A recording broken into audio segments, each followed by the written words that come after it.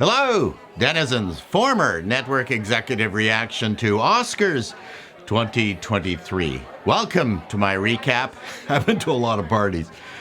First of all, I have no idea why they call it Oscars 2023. The movies are all from 2022. Yes, the show took place in 2023, but isn't that just more Hollywood lies being fed to us? Okay, I'm kidding. But speaking of social justice warrior nonsense, my first observation was how the show was shockingly devoid of politics. It was so relatively absent that I couldn't believe how much more enjoyable the show was. Now, by enjoyable, that is a relative scale. If you're being beaten daily and they stop the beatings for one day, that is certainly a relief. So don't come after me as to how much you hated the show.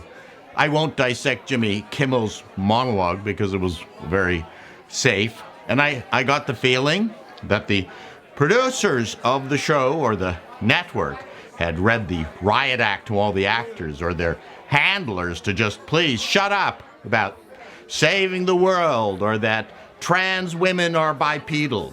So, from that perspective, the show did a step back to something more akin to Billy Crystal era of telecasts. Of course, the show is always brutally long, so if you're going to complain about that, then go bug someone else.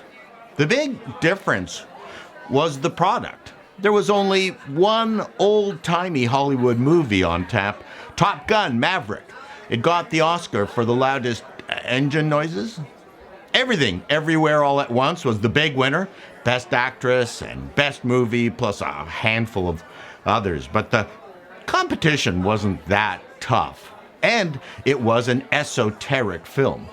Part of the problem the Oscars have had since about 2000, they have been nominating and giving the Oscars to movies and actors of more artsy films.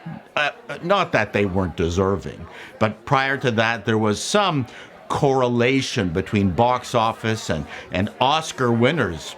If the general public had not seen the nominated films, then they'd have nothing to root for. And no, the most deserving picture was not always the winner, but that wasn't the point.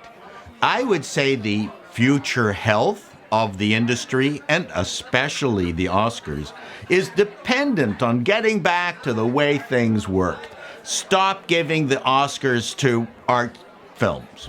By illustration, this year's nominees were All Quiet on the Western Front, basically a Netflix show. I won't argue about that now. The Banshees of the Inisherin or something, an Irish snuff film. Elvis, which was cute.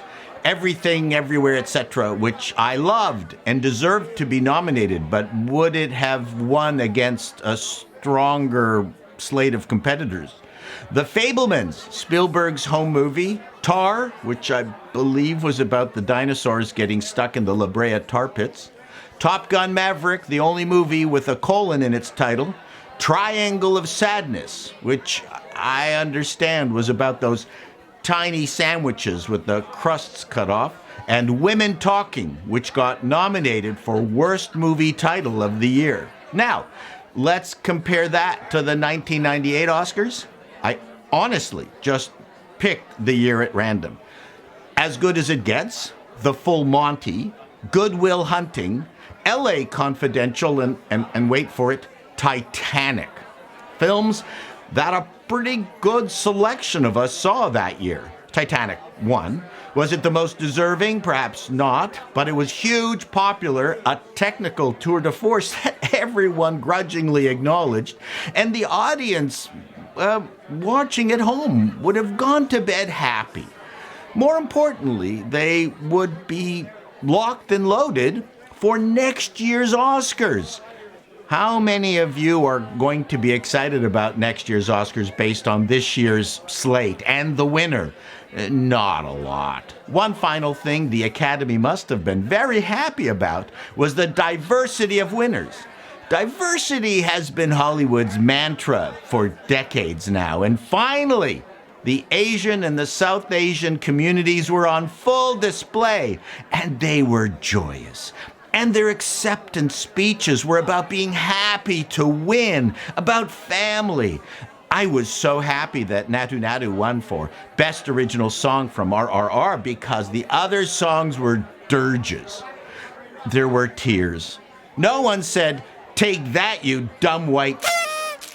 But the problem was, and I brought this up in a previous video, while Hollywood has demanded diversity, they really have only 2 settings on that diversity dial. Hollywood has a crap ton of problems still to fix, like foremost, getting off the special effects-laden movie crack, making diverse movies rather than movies that are diverse, because that's just boring. Finally, Oscar 2023 verdict, a step in the right direction. Hopefully this positive review will encourage Hollywood to do better. Till next time, denizens, be seeing you. I think I need a refill.